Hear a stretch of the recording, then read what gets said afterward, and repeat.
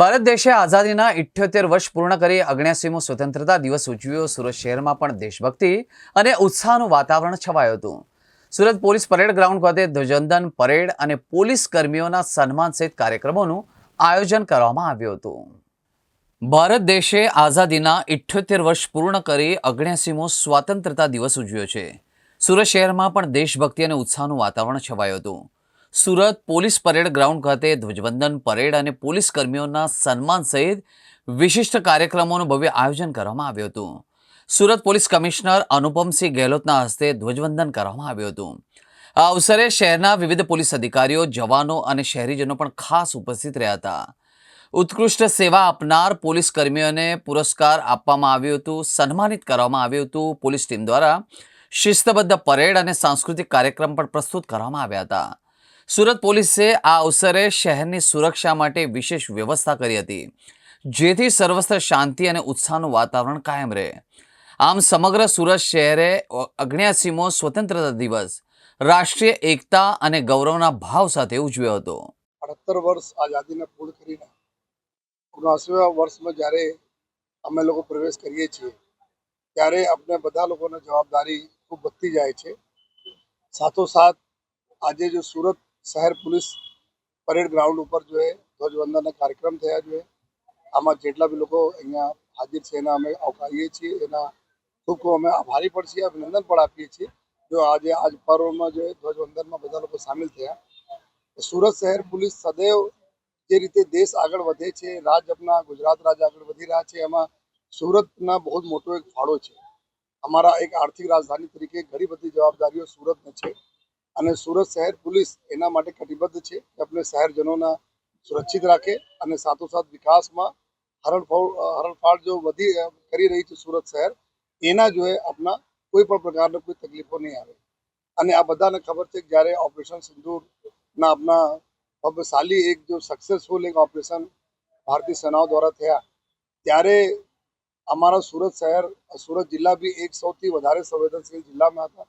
ત્યારે આંતરિક સુરક્ષાની તમામ જવાબદારી જો પોલીસ ઉઠાવવી જોઈએ અને સંપૂર્ણપણે આપણે તમામ લોકોની સુરક્ષા સાથે સાથે આપણે એસેટના સુરક્ષા માટે ખૂબ જ સારી કામગીરી કરી। આપણા દરિયાકાંઠાવાળા વિસ્તાર છે, ઘણી બધી ઇન્ડસ્ટ્રીઝ છે, એના હિસાબથી અમે લોકો જવાબદારી ઓર વધતી જાય છે। સુરત શહેરમાં એક વર્ષના આપણા વાત કરીએ તો અમે આપણા નગરજનોના સુરક્ષા માટે જો ટ્રાફિક વ્યવસ્થા જો અમે લોકો આમાં સુધારા કરવા માટે સતત જો પ્રયાસરત રહીએ છીએ।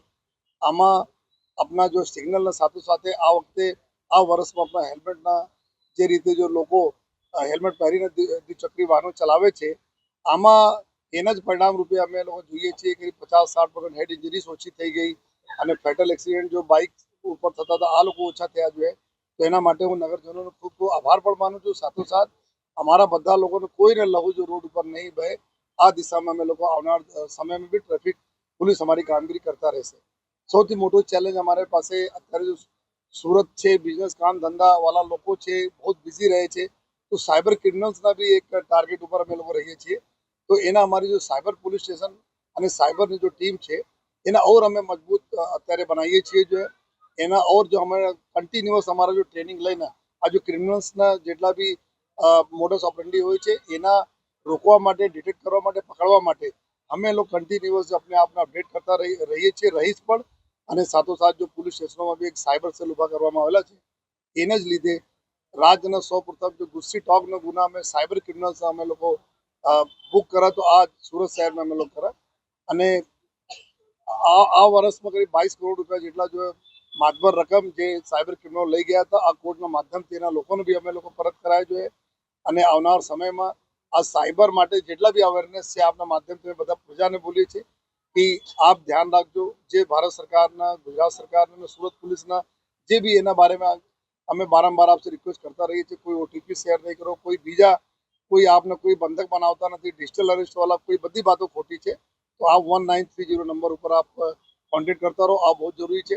સાથોસાથ જો हमारा સુરત શહેર ઝડપથી એક ઇમિગ્રન્ટ્સવાળા બી શહેર છે, લોકો અહીંયા કામ ધંધા માટે અહીંયા આવતા રહે છે।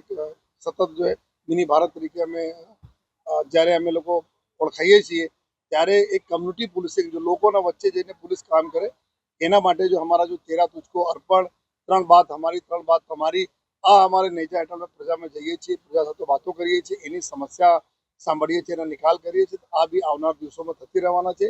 તેરા તુજકો અર્પણમાં જેટલી બી એના મુદ્દા માલ ચોરી હોય કે લૂંટ હોય, ઘરફોડી હોય યા બીજા કોઈ ચીટિંગના બનાવ હોય, ચેન સ્નેચિંગના બનાવમાં જેટલા મુદ્દા માલ ગયા હતા, આશરે જો એ પૂરા અમે લોકો ખૂબ સરસ રીતે મતલબ 50-60 કરોડ રૂપિયા से વધારે રકમ જો એના મુદ્દા માલ પરત પણ મળેલા છે. જો આ બી આવનાર દિવસોમાં ચાલુ રહેશે. જો हमारा जो त्योहारों सीजन सूरत जो एकदम त्योहार उत्सव प्रिय शहर છે.